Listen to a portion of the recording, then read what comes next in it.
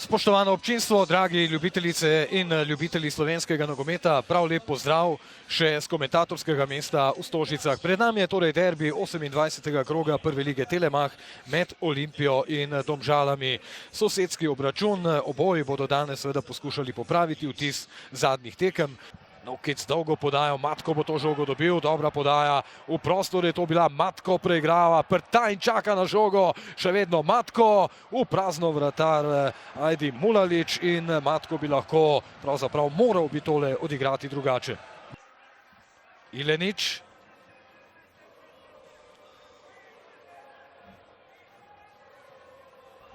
Ja, Domžalčani imajo še naprej več od igre, ali v prekinitvi, ali v kakšnem protinapadu, morda tudi po napaki Domžal. Prtajn, zdaj je manjši nesporazum, Dobrovoljci je tam imel drugo žogo, igra se nadaljuje, močan strel in zadev je Mario Kvesič. Kako se je zdaj tale akcija razpletla, prav lahko se zgodi, da morda gol ne bi bil priznan. V tej situaciji moramo pokritizirati igralce Domžal. Ja, Dobrovoljci je stekel žogo na igrišče.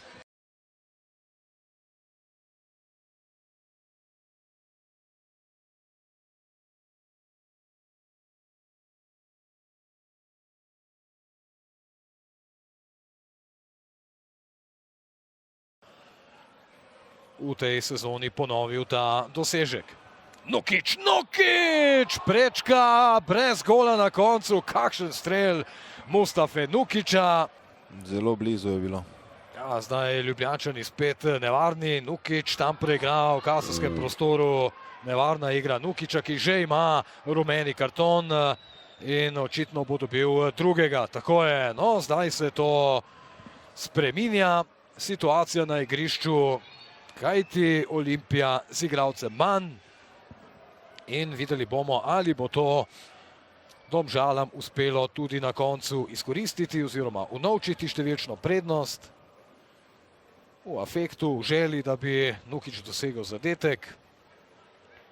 Je na vsak način skušal priti do strela, pa storil prekršek. Nukic danes po 3 tekmah, ko je pričenjal na klopi, danes v začetni postavi. Poglejmo še enkrat. Tam je Prtajn padel in takole Nukic, ki si je nameščal žogo za strel in potem v glavo zadev prav Šoštariča Kariča.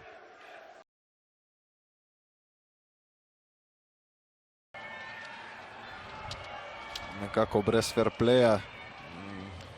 Igralec Olimpije leži na tleh. Ja, kakšen gol! 1-1 v Stožicah, kakšen zadetek, pravi Golasso. 68. minuta, hitro so Domžalčani unovčili igralca več. 2 v tem trenutku. Ja, 2 v tem trenutku, zadetek Ileniča, kakšen gol mladeniča, 17-letnika, ki je prvič vpoklican tudi v reprezentanco do 21 let. Izjemen zadetek. Je pa tako, ne, tukaj sedaj videli smo. Ja, mislim, da bo Mitja Ilenič rasel še iz tekme v tekmo. Velik potencial ima ta mladenič, ki je danes res sjajno zadev pred nekaj trenutki. Tu je Žiga Repas, pa potem strel Jurilja.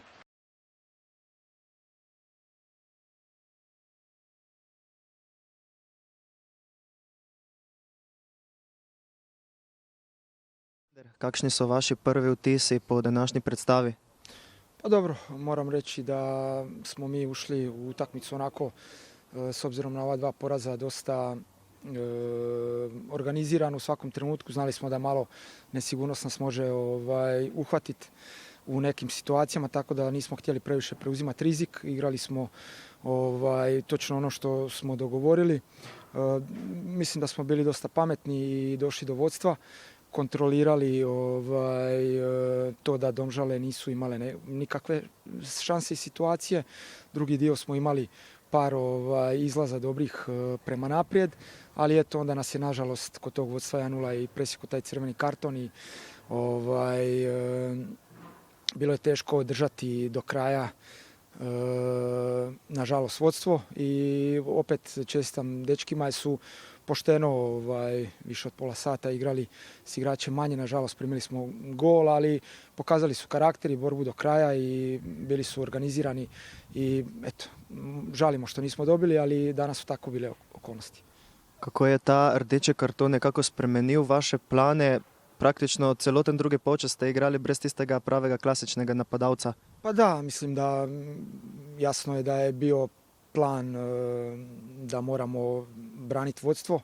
To je jasno. Na kraju dobili smo gol dok nam je jedan igrač isto ležao sa 8 igrača u polju i to onako baš specifičan gol. Tako da to mi je žao što stvarno sa 9 igrača smo bili opet organizirani, nismo dali šansu ni jednu Domžalama praktički. I onda eto u toj nekoj situaciji jedan igrač ne dođe u raspored jer je ležao, nije se prekinula utakmica i nažalost eto, to nas je kaznilo. Po 3 tekmah brez zmage bi lahko dejali, da vam bo ta reprezentančni premor prišel kar prav. Na čemu boste dali fokus? Pa definitivno da sada s obzirom na 3 utakmice bez pobjede da će nam dobro doći, da se resetiramo, da nam se vrate ozlijeđeni igrači, da neki igrači koji su bolesni i ozlijeđeni isto dođu na koliko je god to moguće full spremu i jednostavno sigurno da u dobro vrijeme i dolazi i da se onda trebamo resetirati i ići naprijed. Morda malce neprijetno osebno vprašanje, kar nekaj nezadovoljstva je bilo prikazanega strani domačih navijačev. Kako se sami soočate s temi pritiski? Pa nema tu previše, mislim mi imamo svoje, oni imaju svoje i niti to previše se nešto ljutim, niti me to pogađa. Naravno kad za onu prošlu utakmicu mislim da smo zaslužili svaku kritiku.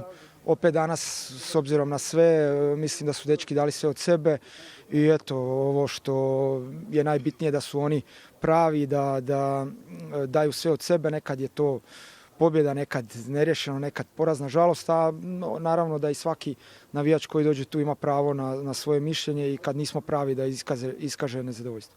Dino Skender, najlepša hvala in srečno. Mislim, točka je odraz vsega, kar bo na igrišču, predvsem učinkovitosti pred golom.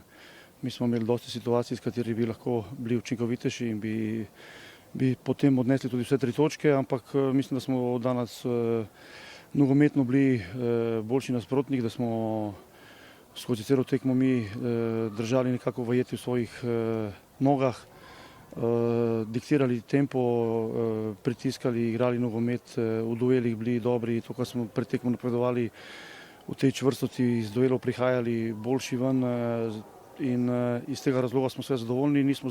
Ni idealno, ker nismo zmagali vse 3 točke, ampak fantom sem že v slačilnici čestitev za odlično predstavo, da se veselimo lahko naslednjih predstav, da hočem, da tako tudi naprej igramo.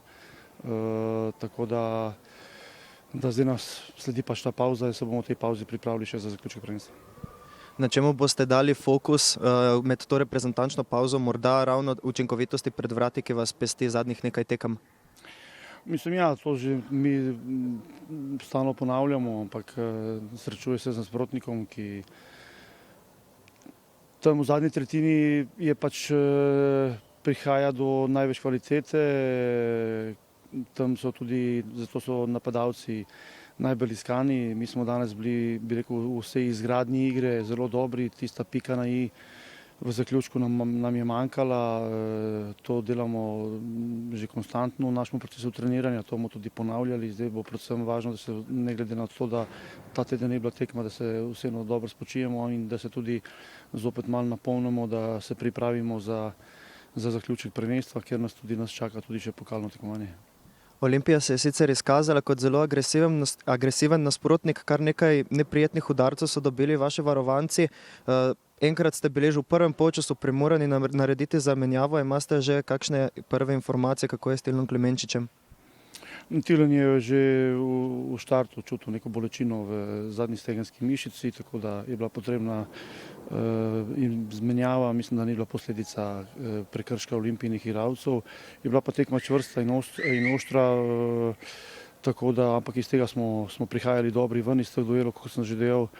Lahko bi se tudi razpletlo drugače, lahko tudi nek sodniški kriterij mogoče bil še nekako bi bil lahko ostrejši za igralce Olimpije. Tako da, ampak končalo se je pa še kako se je. Dejan Đuranović, najlepša hvala in srečno.